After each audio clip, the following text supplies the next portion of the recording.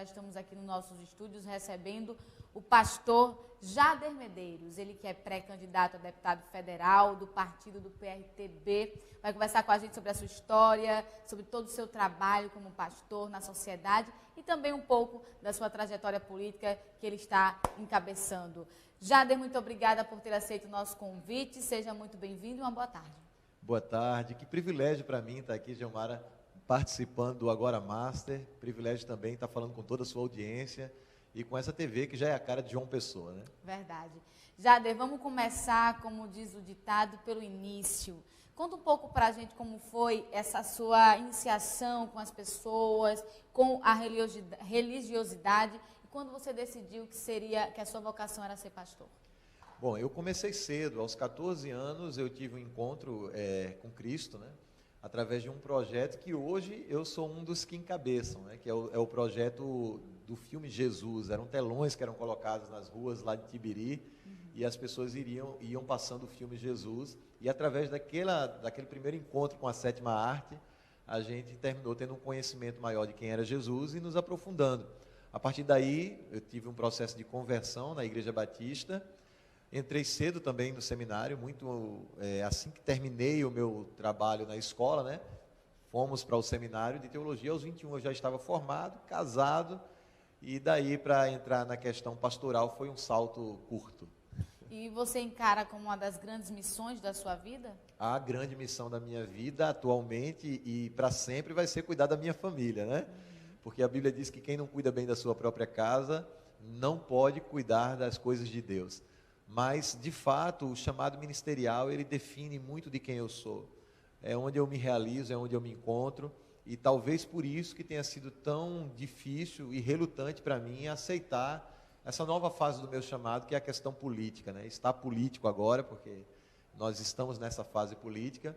Não foi fácil, não foi uma decisão fácil, mas onde eu me encontro de verdade, aquilo que nós fazemos por chamado, por vocação, de fato é através do reino de Deus, a pregação da palavra e tudo mais, né? Ser luz aonde é necessário. Você é daqui de João Pessoa? Sou pessoense, nascido aqui na maternidade Cândida Vargas, inclusive a mesma que nasceu o pastor Sérgio Queiroz, que é pré-candidato ao Senado, e me criei ali em Tibiri. Na verdade só fiz nascer em João Pessoa mesmo, morei alguns meses bebezinho com a minha mãe, mas depois a gente foi para Tibiri. Inclusive, olha, dá os parabéns, é aquela câmera ali? É a câmera. Dá os parabéns para Tibiri, 39 anos, né, de existência, esse bairro querido, que tem melhorado bastante ao longo dos anos, mas tem muito para melhorar ainda, e se for da vontade de Deus, nós vamos ajudar nisso. E você me contava que existem 2 projetos de sua autoria, que você tem dado continuidade, projetos importantíssimos, que é o Água da Vida e o Pão da Vida, né? Isso conta para a gente um pouco sobre eles. Exato. Quando a gente foi morar no sertão, porque apesar de eu ter feito minha residência, ter minha casa ali em Santa Rita, mas aos 21 eu me mudei para a região do semiárido paraibano, e já plantei 3 igrejas nessa região, e inevitavelmente quando a gente vai lidando no dia a dia das pessoas, fazendo essa imersão cultural, a gente percebe algumas realidades que são difíceis de ignorar, e uma delas, claro, é a questão hídrica. E através de parcerias tanto nacionais quanto internacionais, Deus já me deu o privilégio de estar fora do país algumas vezes, a gente conseguiu criar o projeto Água da Vida, que consiste em perfuração de poços artesianos para comunidades rurais isoladas que sofrem com essa questão hídrica e que, em sua maioria, são abastecidas por carro-pipa, às vezes com água de origem duvidosa. Então a gente perfura o poço, isso sem custo nenhum para a comunidade, instala a bomba, às vezes fazemos mini adutoras. Em alguns povoados quilombolas, por exemplo, a gente fez a última adutora que nós fizemos de 3 quilômetros de distância da localização onde ia ficar a caixa, da onde tinha sido perfurado o poço. Então, vem horta comunitária, abastecimento para os animais, para o próprio uso da comunidade, né, que é o fim principal. Muito abrangente o projeto. Demais, demais. E é o queridinho do nosso ministério, né? Eu sou fundador do Ministério Conexão ID, e dentro do Ministério Conexão ID nós temos alguns braços. Um deles é o Água da Vida, tem também o Pão da Vida, que é o projeto de doação de cestas básicas para famílias carentes, que são acompanhadas pela igreja, né? Não é apenas assistencialismo barato, mas muitas das famílias que chegam recebendo cesta básica terminam se tornando parceiros e doadores de cesta básica num futuro próximo, né? Então a gente cria meios para que as pessoas não se tornem dependentes do... Vocês transformam a vida da família. Essa é a ideia. E é lindo de ver quando isso acontece, porque a gente conhece a realidade da pessoa chegando e como ela sai de lá e dá continuidade a esses projetos. E a maior alegria da gente é quando assim, pastor, agora eu não quero receber, eu quero ajudar. Né? Isso é maravilhoso. Ou seja, é uma prática da pastoral em si, é uma prática da humanidade, né? É uma prática da sociabilidade, de você levar o social para essas pessoas e da transformação, né, Jade? De você poder mudar a realidade de uma família. A gente sabe que, para o momento que a gente tem vivido hoje, onde a fome só aumenta, onde muitas pessoas, inclusive mais de 30 milhões de pessoas no Brasil, não têm sequer o que comer, não conseguem abrir a geladeira para comer nada, não conseguem abrir o armário para comer nada. Ter projetos como esses, como você mesmo disse, que fogem apenas do assistencialismo, de você só conceder aquela ajuda um mês e no outro mês não poder mudar em nada tudo isso, já garante esse aprofundamento da execução da política. Isso é política. Exato. Isso é você levar a política para as pessoas, isso é você fazer política, você contribuir para a transformação e a mudança social dessas famílias. Você já consegue contabilizar quantas famílias você já conseguiu ajudar com esses projetos? Olha, retirar da situação de vulnerabilidade social são centenas de famílias. Eu não consigo te dar um número exato, até porque a gente faz isso desde 2007. E nós somos pouco burocráticos. Eu confesso que eu tenho dificuldade com a burocracia, a gente é muito mais prático. Sim. E não temos muitos registros. Uma das coisas que eu acredito é que o assistencial, a parte de assistência social, ela é um socorro, ela não deve ser uma muleta. E nós também temos que entender que o que pode libertar de fato o povo da miséria são as oportunidades, tanto de cursos, empreendedorismo. É isso que vai libertar o povo de fato. Mas até que essa pessoa esteja apta a isso, nós temos que fazer alguma coisa, né? Como, por exemplo, está acontecendo agora com a crítica dos combustíveis. Mas isso não vai resolver o problema. Tá, mas até que a gente encontre uma solução definitiva para o problema, nós temos que criar um meio transitório para que seja suportável a carga. Então, a doação das cestas básicas, as palestras, elas são meios transitórios para que em breve essa pessoa não precise mais desse recurso. E foi justamente essa sua perspectiva e seu pensamento que fez você decidir a entrar na política, de dar esse passo? É a sua primeira vez na política? É a minha primeira vez na política, nunca tive interesse em entrar na política, embora não seja por falta de convites. Imagine, desde 2007, trabalhando nessas questões sociais, o que não faltou foram oportunistas que queriam o meu nome para puxar alguns votos, né? Falar, o pastor Jader está conosco e tudo mais. E eu sempre disse não. Primeiro porque eu nunca tive aspirações políticas. A política, ela nunca me soou convidativa, até por uma série de escândalos. Às vezes, quando você fala que vai entrar na política, fulano se perdeu, entrou na política. Se corrompeu, como se fosse taxativo, né, prego batido de ponta virada, que entrar na política tem que ser corrupto. Veja que nível nós chegamos. Mas eu percebi, principalmente no decorrer dos 2 últimos anos, que a política ela afeta diretamente a nossa vida. Talvez eu tenha demorado para perceber isso. Desde um buraco na frente da igreja, a uma iluminação pública, a alguém que é assaltado, a um filho de uma irmã que está envolvido no mundo das drogas, tudo isso são questões políticas, que eu posso ajudar orando, aconselhando, mas também posso ajudar sendo um agente ativo de transformação da sociedade a qual estou inserido. E quando o pastor Sérgio Queiroz me convidou para somar a equipe nova que ele está montando, e veja, o PRTB hoje, em sua maioria na Paraíba, são formados por pessoas que nunca foram políticos.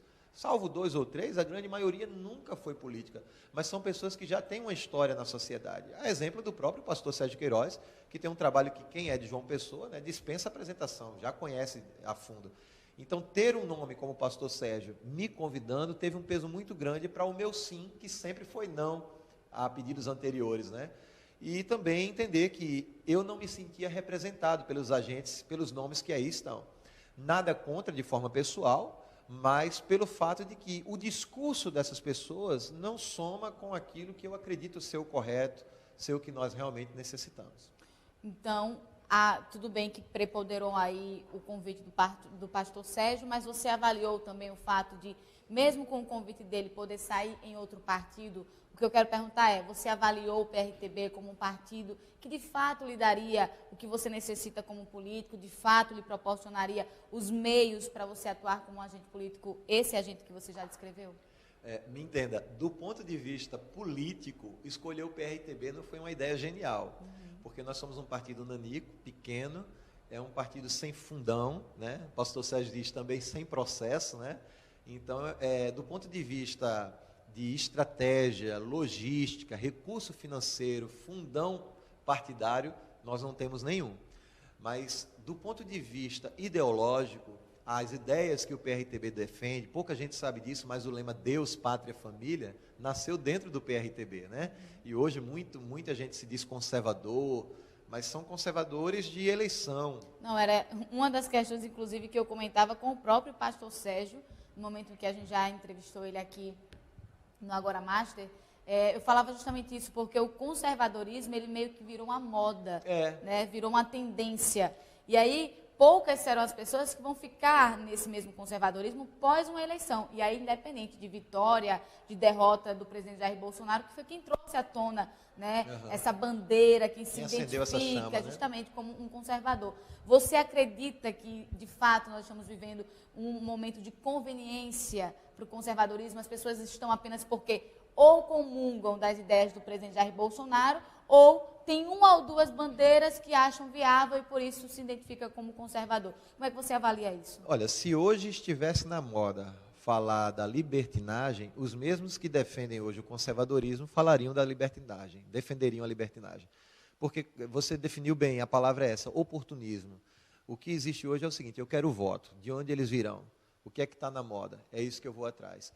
Não dá para dizer a mesma coisa, por exemplo, da minha pessoa. Eu sou conservador não porque conservadorismo está na moda e é uma pauta política, mas porque eu sou cristão. E eu não sou um cristão daqueles que, quem é pastor que estiver me assistindo agora, vai entender o que eu quero falar. Que de 4 em 4 anos aparece nos nossos gabinetes, e pastor, eu vim conversar com o Senhor, a paz do Senhor, né? Que viram cristãos de 4 em 4 anos. Eu sou cristão desde os meus 14, quando eu entendi o que é o Evangelho. Tenho uma vida com Deus que deixei a minha querida capital João Pessoa para morar no semiárido. Amo o meu Cariri, mas na época foi muito difícil, né? É uma cultura diferente. Desde a comida, o sotaque, tudo é muito diferente. E toda mudança, por mais benéfica que seja, é difícil. Então, ser conservador não é uma pauta política, é um estilo de vida. Nós defendemos o conservadorismo não porque o presidente Bolsonaro é conservador, mas porque o cristianismo é conservador. Sim, ele é um cristão católico, né? A sua esposa, a Michele, a primeira-dama Michele, ela é evangélica, e as pautas que o Bolsonaro defendem são extremamente conservadoras. Deus, pátria, família, né, o direito à livre defesa, são pautas que o presidente defende, que o conservadorismo defende. Eu não tenho como julgar a questão de caráter, da personalidade de ninguém, né? Por que eu desconfio do conservadorismo de alguns hoje, e não dele? Eu não desconfio dele porque ele defende isso desde o período de quando ele era candidato a deputado, né? Então, isso não tem como desconfiar. Eu desconfio dos que hoje se apresentam na Paraíba como conservadores pela história, basta você olhar um pouquinho para trás. Também não precisa você ser um gênio para perceber que quem está defendendo a pátria e a família lá em Brasília, quando termina as sessões da Câmara, às vezes vai se encontrar com uma prostituta de luxo. E que conservadorismo é esse? É uma falácia, né? Então é isso que nós precisamos, como cristãos, abrir os olhos, né? Mas também nós não devemos votar lá na frente, quando chegar o momento de darmos o nosso voto de confiança em político A ou político B, apenas porque a pessoa diz que é cristã. Quais são as propostas dessa pessoa? Quais são as bandeiras que ela defende? O que é que ela veemente se coloca contra? O que é que ela é a favor? Se isso não estiver bem claro, e se isso não for fruto de uma história, eu devo descartar logo. O que a gente vê muito na prática é uma questão das emendas que são negociadas de um toma lá da cá com prefeituras. E às vezes mandam essas emendas parlamentares com foco em aparecer. Mais uma praça, mais uma ambulância, mais um carro que deputado fulano de tal mandou. Um compromisso que eu tenho com o povo é ouvir o povo para saber qual é a necessidade local daquele povo. E ao enviar essas emendas parlamentares, ter convicção de que elas vão ser gastas 100% desse valor com aquilo para o qual foi enviado. sem aquela regrinha do fica com tanto por cento para a prefeitura, volta tanto por cento para o deputado, né? Mas, claro, a bandeira hídrica será uma grande defesa minha, na questão do nosso Cariri, do nosso sertão, e pasmem, o nosso brejo, que é rico em água, sofre com desabastecimento de água, né?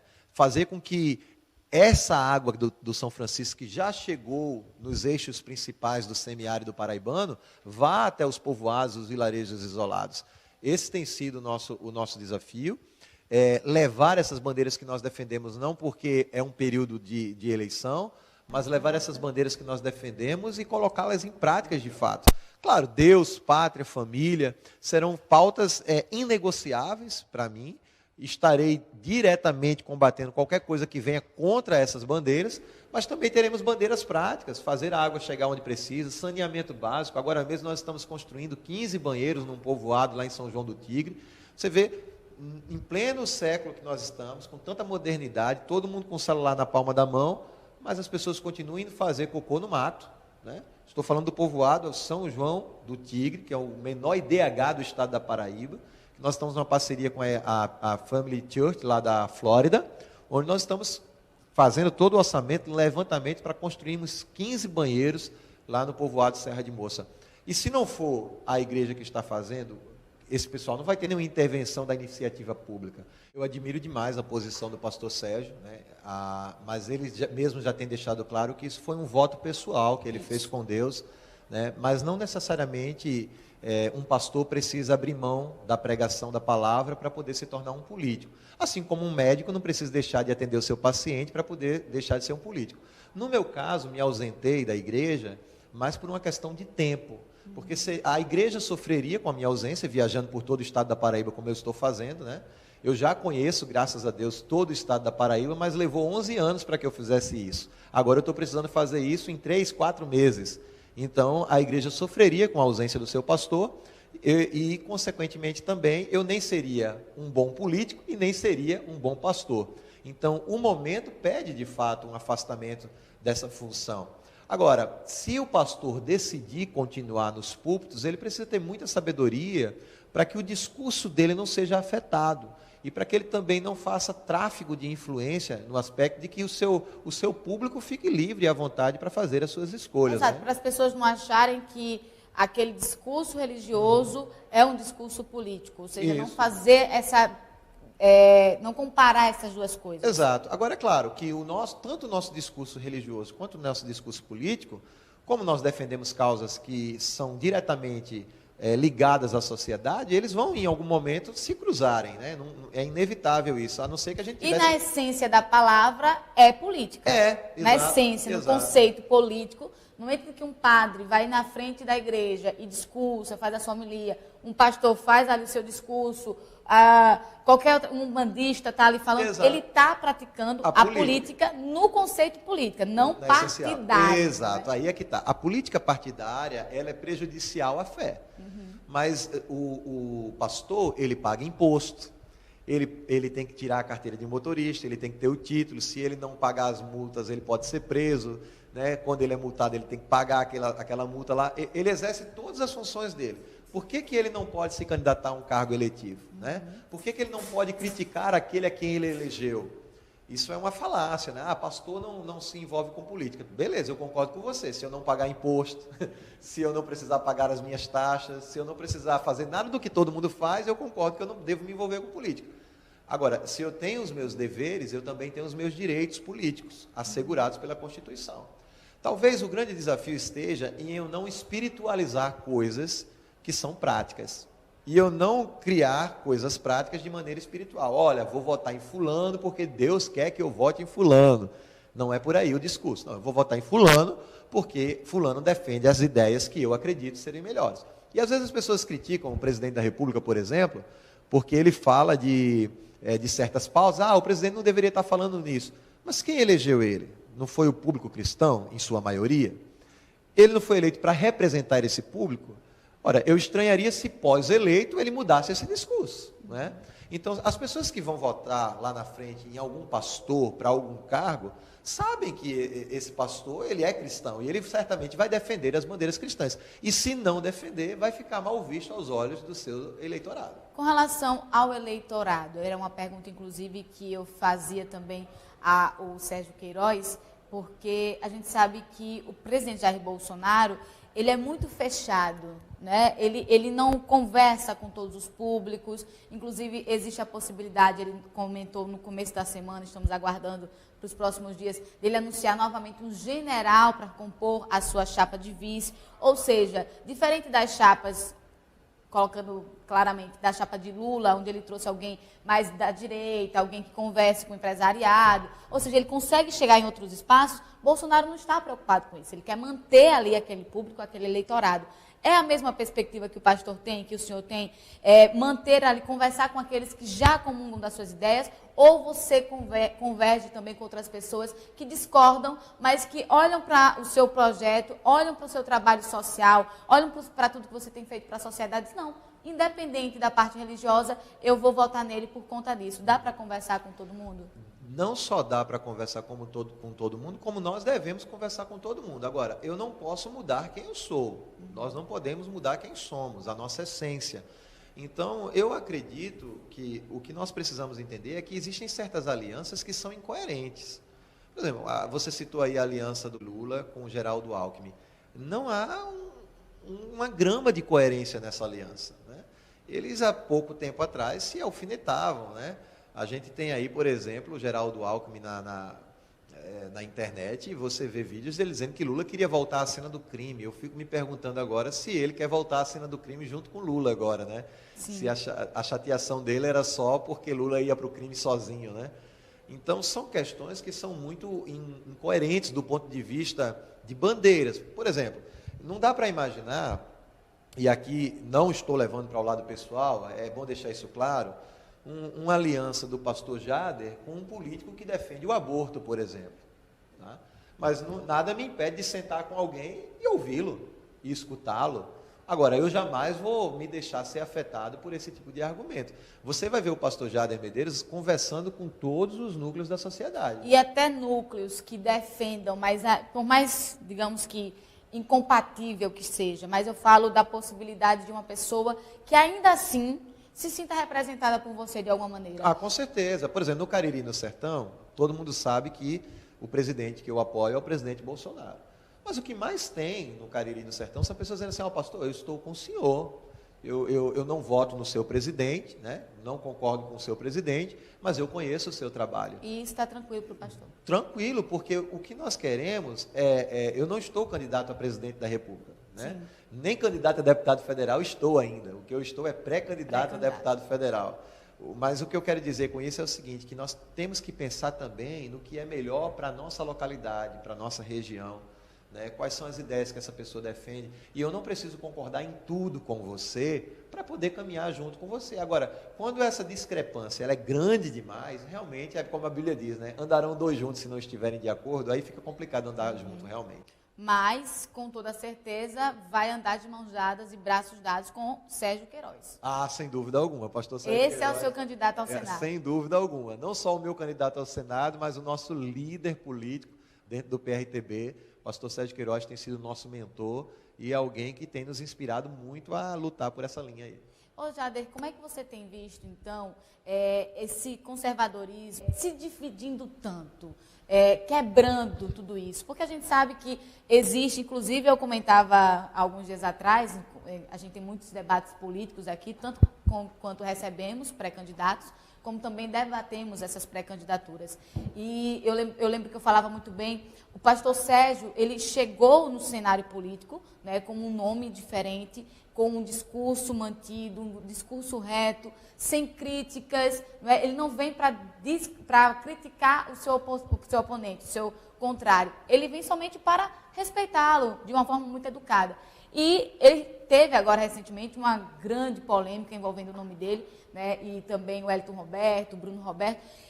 E a gente viu que não tem como ele estar ausente dessas polêmicas, porque ele está dentro da política. Mas, ainda assim, eram forças que poderiam estar unidas em prol, por exemplo, da campanha do presidente Jair Bolsonaro, e estão divididas. Como é que você vê isso? Dá para, no primeiro turno, caminhar separados e no segundo turno pensar numa convergência, na sua opinião? Em política, quase tudo é possível, né? Mas eu fico feliz em dizer que essa divergência, essa separação não parte por parte do pastor Sérgio Queiroz. Sim. Já falou, inclusive, várias vezes que já conversou para tentar fazer um grupo só. Né? Exato. Inclusive, a divergência começou por parte de um desses convites, né? Quando o pastor Sérgio convidou a direita a sentar à mesa e conversar e ver qual seria a melhor forma de viabilizar uma união por parte da direita. Né? Pois é, isso aconteceu, inclusive, né, no programa de rádio aqui da Rede Master, junto com a equipe de jornalistas da TV, e o Wellington Roberto falou justamente para a Sally Dantas um pouco sobre isso. Né? Foi justamente no programa onde ele soltou essa polêmica, que para muita gente não foi de bom agrado. Não, foi desrespeitosa. Um tom totalmente fora do compasso, né? Foi muito desrespeitoso assim, a fala dele, porque não afetou apenas o político Sérgio Queiroz, afetou a história dele. Ao falar que era falso profeta. Quando parte para a agressão pessoal, isso é muito triste, mas também foi muito bonita a atitude do pastor Sérgio. Não, está perdoado, deixa isso para lá. Eu acredito que o melhor para o movimento da direita paraibana hoje seria realmente o sentar à mesa, mas como a gente já viu, isso não... Assim como quando um não quer, dois não brigam, quando um não quer, dois não conversam também, né? Então, eu acho que do ponto de vista do pastor Sérgio, as portas estão abertas para o diálogo, isso eu não tenho dúvida. Mas isso é algo que só o tempo vai dizer. Talvez o que gere muito essa resistência e essa divisão é o fato de que boa parte da direita está com o presidente Bolsonaro, mas não está com aqueles que se dizem estar com ele. Porque é muito complicado, Gilmar, a gente vê as pessoas estarem com o presidente hoje, mas quando você olha para o histórico, essas mesmas pessoas que dizem que estão com o presidente hoje, lá atrás estavam chamando ele de genocida, estavam celebrando a libertação de um condenado à justiça. Então, isso é bem complicado. E o pastor Sérgio, pelo contrário, mesmo quando Bolsonaro anunciou que seu pré-candidato ao Senado seria Bruno Roberto, ainda disse que continuaria com o projeto do presidente. Exato. Já que muitas pessoas especulavam, assim quando o nome do pastor Sérgio surgiu na mídia, a possibilidade dele ser de fato pré-candidato, muitas pessoas diziam que ele seria o candidato de Bolsonaro.